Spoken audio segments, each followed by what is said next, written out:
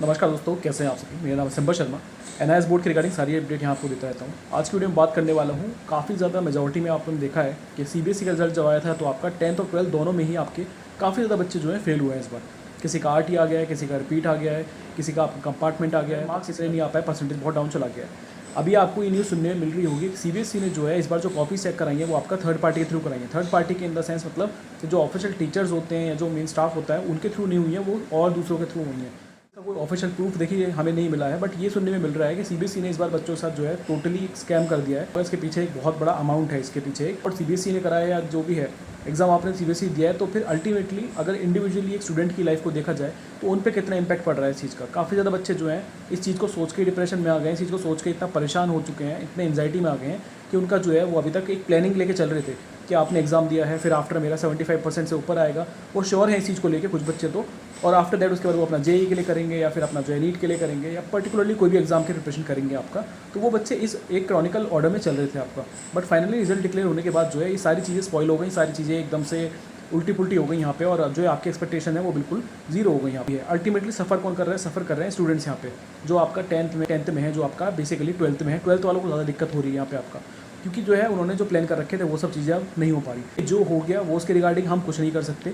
यहाँ पे आप इतना कर सकते हो कि अपना जो है अगर आपको लग रहा है डाउट तो आप अपना रिवोल्यूशन के डाल सकते हो। सीबीएसई ने एक प्रॉपर एक नोटिफिकेशन निकाला हुआ है इसके रिगार्डिंग। आपको लग रहा है आपके मार्क्स अच्छे आने चाहिए थे, वो आपके नहीं आ पाए, तो आप अपना वो डाल दो। बट सेकंड ऑप्शन भी मैं आपको कह रहा हूँ लेके चलो, क्योंकि आपके फ्यूचर की बात है, अपने लिए सोचना आपको पड़ेगा थोड़ा सा। यहाँ पे रखा था फ्यूचर में कोई आपको एग्जाम देना है या कुछ भी करना है A to Z जो भी है, बट उस चीज़ पर स्टॉप नहीं लगना चाहिए। तो आपका सेकंड ऑल्टरनेट क्या है?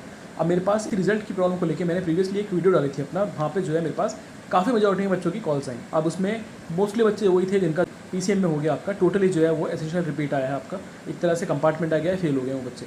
तो उनके लिए क्या ऑप्शन बनता है इसमें आपका? अब देखो, मैं आपको यहाँ पे ये चीज़ के रिगार्डिंग नहीं बता सकता कि सीबीएसई ने वो जो कराया उसमें आपका चेंज होगा नहीं होगा, इसकी गारंटी मैं आपको नहीं दे सकता।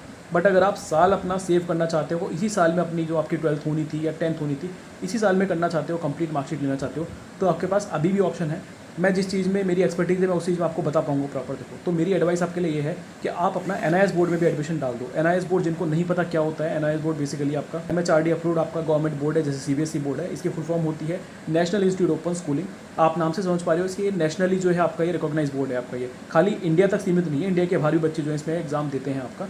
अब आपके पास क्या ऑप्शन बनता है, क्या सेफेस्ट ऑप्शन है आपके पास? क्या अपना इसमें एनआईएस बोर्ड में आके एडमिशन लोगे तो आप आगे अपना जेई नीट के लिए चीज़ के लिए आपने सोच रखा है उस चीज़ के लिए आप अपना कर पाओगे नहीं कर पाओगे। तो इसके रिगार्डिंग मैं आपको गारंटी दे रहा हूँ इस चीज़ में कि आप अगर एनआईएस बोर्ड से 12th करते हो या 10th करते हो अपना, आपको कोई भी कॉलेज यूनिवर्सिटी कोई भी एग्जाम आर्मी में हो गया आपका, या फिर कोई भी पर्टिकुलर किसी फील्ड में आप गवर्नमेंट एग्जाम देना चाह रहे हो, किसी में भी जेई में नीट में आपको कोई भी नहीं रोक सकता।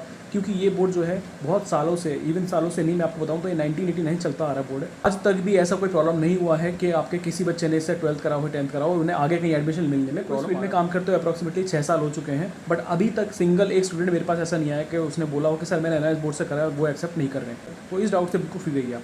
अभी सेकंड ऑप्शन ये बनता है कि अब हमारे पास ऑल्टरनेट क्या है कि हम किस तरह से एनआईएस बोर्ड में एडमिशन ले सकते हैं, इसमें कौन से एडमिशन अभी ओपन है आपका, एग्जाम मेरा कब होगा, सिलेबस मुझे क्या करना है।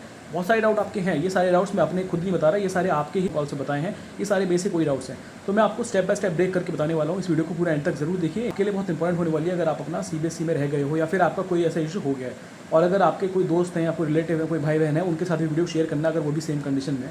एनआईएस बोर्ड में जो है आपका अभी पहले 2 कैटेगरी स्टूडेंट्स के लिए एडमिशन ओपन है अभी आपका। मैं आपको क्लियर कर देता हूँ, 2025 में एडमिशन जो ओपन है, एक होता है ऑन डिमांड एग्जाम, एक होता है स्ट्रीम 2 एग्जाम। तो ये दोनों में फ़र्क क्या है, कौन से एग्जाम में आपको पे होना चाहिए, कौन से उसमें एडमिशन लेना चाहिए आपको, मैं आपको आपको यहाँ पे ये बता देता हूँ कि ऑन डिमांड में कौन बच्चे हैं जिन्हें अपना रजिस्टर करना चाहिए। उसके बाद बात करेंगे स्ट्रीम 2 वाले, अक्टूबर वाले के लिए। देखिए, ऑन डिमांड में आप सिर्फ अगर आपको बहुत अर्जेंट रिजल्ट चाहिए, आपने कोई पर्टिकुलर कोई किसी चीज़ में अप्लाई कर दिया, कॉलेज में अप्लाई कर दिया है और आपको जो अपना रिजल्ट चाहिए, इसलिए अपना जो है जुलाई में एग्जाम दो। मोस्टली मेरे पास जो स्टूडेंट्स हैं उनकी कंडीशन यही थी कि वो 3 सब्जेक्ट में अपना फेल हो गए थे। तो एनआईएस बोर्ड में सिंपल फंडा होता है, जितने सब्जेक्ट में आप अपना अगर मैक्सिमम आप 2 सब्जेक्ट प्रीवियस पेरेंट मार्कशीट से अपना जो है सीबीएसई वाली मार्कशीट से 2 सब्जेक्ट आप एनआईएस बोर्ड में डायरेक्ट ट्रांसफर कर लो। 3 सब्जेक्ट का कोई भी आप एग्जाम दे सकते हो, ज़रूरी नहीं जिसमें फेल हुए वही देना है, आप कोई भी एनआईएस बोर्ड में भी ऐड करके अपना एग्जाम दे सकते हो। तो ये इसका क्राइटेरिया होता है। मान के चलते हैं कि एक बच्चा जो है 3 सब्जेक्ट में फेल हो चुका है, तो वो अपने 2 सब्जेक्ट को ट्रांसफर कर लेगा, हिंदी और इंग्लिश फॉर एग्जाम्पल, और 3 सब्जेक्ट फिजिक्स केमिस्ट्री मैथ्स का जो एग्जाम वो जुलाई में दे देगा। अब जुलाई में देने के बाद जो है आपका जो उनका रिजल्ट आने वाला है, आफ्टर 45 डेज आपको रिजल्ट मिल जाएगा। सबसे फास्ट और सबसे बेस्ट ऑप्शन है उन बच्चों के लिए जिन्हें बहुत जल्दी रिजल्ट चाहिए। इसमें एक चीज़ और इंपॉर्टेंटली याद रखिएगा, जो आपने अपने 2 सब्जेक्ट ट्रांसफर करने वाले हो, तो आपको अपनी जो ओरिजिनल फेल मार्कशीट होती है वो एनआईएस बोर्ड हेडक्वार्टर में हार्ड कॉपी में सबमिट करनी पड़ेगी, वो 2 सब्जेक्ट जो है आपके इसमें ट्रांसफर हो पाएंगे। इस तरह से आपको अपना 5 सब्जेक्ट की एनआईएस बोर्ड से मार्कशीट मिल जाएगी। ये तो मैंने आपको यहाँ पे ऑन डिमांड के बारे में क्लियर कर दिया। आई होप आपको थोड़ा क्लियर हो गया होगा। मैं बात करता हूँ आपका स्ट्रीम 2 अक्टूबर वाले एडमिशन ओपन है, उसमें कौन बच्चे अपना एडमिशन ले सकते हैं, किसके लिए वो बेस्ट ऑप्शन रहेगा। देखो स्ट्रीम 2 वाले भी जो है आपका जो एडमिशन ओपन है अभी, वो आपका एक फ्रेश स्टूडेंट्स के लिए ओपन नहीं है। फ्रेश स्टूडेंट का मतलब मेरा ये है, अगर आपने कभी 10th नहीं करी, कभी 12th नहीं करी और आप सोच रहे हो कि इस साल में अपना कर लूँ, तो आप नहीं ले सकते इसमें एडमिशन। आपके लिए एडमिशन नेक्स्ट ईयर के लिए ओपन है। बट अगर जो बच्चे इसमें फेल हो गए हैं, मोस्टली जो है आपके CBSE में या फिर आपका कोई भी बोर्ड में अगर आप किसी में भी फेल हो गए हो, सेम कंडीशन जो ऑन डिमांड वाली थी आप इसमें कर सकते हो। बस फ़र्क कितना होगा यहाँ पे ऑन डिमांड में और स्ट्रीम 2 वाले एडमिशन में, कि आपके जो एग्जाम इसमें अक्टूबर वाले पार्ट में होंगे। आपका अक्टूबर के मंथ में एग्जाम होंगे, दिसंबर तक आपको आपका मार्कशीट मिलेगा। सेम प्रोसीजर होता है, अगर आप जितने भी सब्जेक्ट में फेल हो उतने सब्जेक्ट का एग्जाम दोगे, 2 सब्जेक्ट मैक्सिमम आप ट्रांसफर कर सकते हो अपनी प्रीवियस मार्कशीट से। इस तरह से आपका जो है आपको अक्टूबर में पेपर होगा, सितंबर में प्रैक्टिकल होंगे और आपका जो है डायरेक्टली अपना दिसंबर में आप पास आउट हो जाओगे। और देखा जाए लास्ट में आपका ईयर कौन सा माना जाएगा पासिंग का, तो आपका 2025 ही माना जाएगा। फ़र्क सिर्फ इतना है कि उसके पेपर जो है जुलाई में होंगे आपका, इसके पेपर जो है आपका अक्टूबर में होंगे।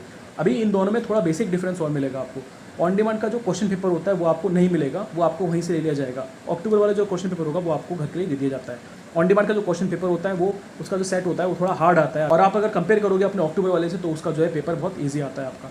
दोनों में ही जो क्वेश्चन पेपर का पैटर्न होता है 50% MCQ बेस पे रहता है, 50% short answers, long answers, true false and all, ये सारी चीज़ें रहती हैं। आपका प्रैक्टिकल कैसे होगा, देखो प्रैक्टिकल इनका जो है CBSE की तरह कंडक्ट नहीं होता। आपको सिंपली घर से प्रैक्टिकल फाइल रख लेके जानी होगी और वहाँ जाकर सबमिट कर देनी होगी।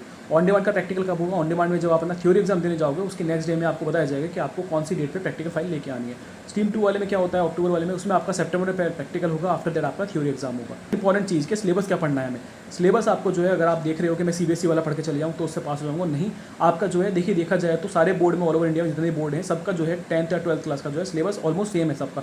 बट कुछ चीज़ें थोड़ी मेजरली चेंज होती हैं। अब NIS बोर्ड जो है ओपन स्कूलिंग है, यहाँ बैठ के ही प्रिपरेशन करनी होती है, स्कूल नहीं जाना होता। तो यहाँ पे एक तरह से देखा जाए टीचर्स का सपोर्ट नहीं होता बच्चों के पास। तो यहाँ पे जो सिलेबस है थोड़ा डिटेल में अवेलेबल है आपका।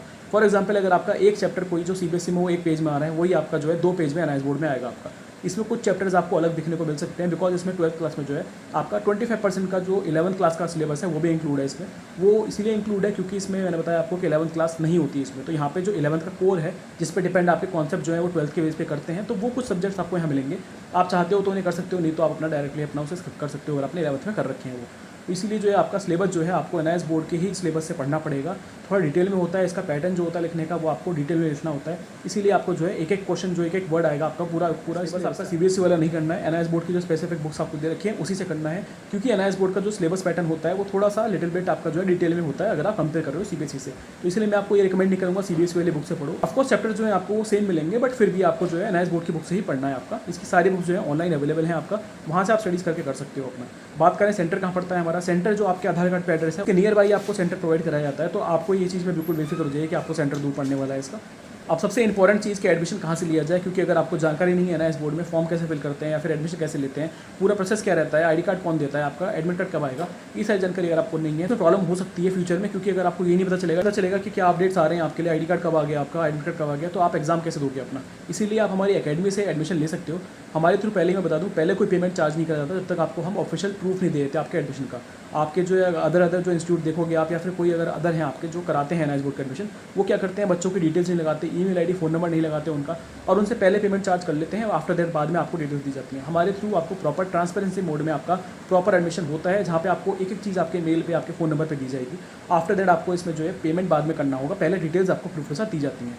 सिंपली अगर आप एडमिशन लेना चाह रहे हैं तो फिर आप अपना डायरेक्टली मुझे पहले व्हाट्सएप पे अपने डॉक्यूमेंट शेयर करना, उसके बाद आप मुझे कॉल करना, क्योंकि बहुत सारे बच्चों की कॉल्स आती हैं, बहुत सारे बच्चों के डाउट्स होते हैं, तो हम इतने सारे बच्चों के डाउट्स एक बार में क्लियर नहीं कर सकते। इंटरेस्टेड होगा, अपना एडमिशन लेना चाह रहे होंगे तो डायरेक्टली पहले अपने डॉक्यूमेंट शेयर करना, जो भी डॉक्यूमेंट्स आपके हैं आपके पास, जैसे 10th की मार्कशीट, 12th का फेल रिजल्ट, आधार कार्ड, फोटो, सिग्नेचर, ये डॉक्यूमेंट्स आप मुझे व्हाट्सएप करेंगे। उसके बाद ही आपको नेक्स्ट एडमिशन के लिए हमारे पास से कॉल आएगा आपका, और आपके पास जो है अभी मौका है, आप अपना इसी साल में कंप्लीट कर सकते हो। NIS बोर्ड से ज़्यादा बेस्ट अभी कोई बोर्ड नहीं है आपके लिए। आप अपना अगर साल सेव करना चाहते हो, अपना फ्यूचर सेव करना चाहते हो, तो आप इसमें एडमिशन लेके डाल दो। इन फ्यूचर में अगर आपने अपना रिवोल्यूशन के डाल रखा होगा CBSE वाला और वो अपडेट हो जाता है तो अच्छी बात है, आप इसे स्किप कर सकते हो। अगर वो नहीं हुआ तो तब तक आपके पास NIS बोर्ड के रिगार्डिंग जो है डेट नहीं रहेंगी। इसीलिए कह रहा हूँ मैं आपको कि इसमें बहुत लिमिटेड सीट्स होती हैं जो बच्चे फेल स्टूडेंट्स हैं उनके लिए स्पेसिफिकली। इसीलिए अगर आप एडमिशन लेना चाह रहे हो डायरेक्ट कॉल कर सकते हो, स्क्रीन पर नंबर दिख रहा है। पहले मुझे व्हाट्सएप पे पहले डिटेल्स डॉक्यूमेंट जरूर शेयर कर देना, ये मेरी आपसे रिक्वेस्ट है।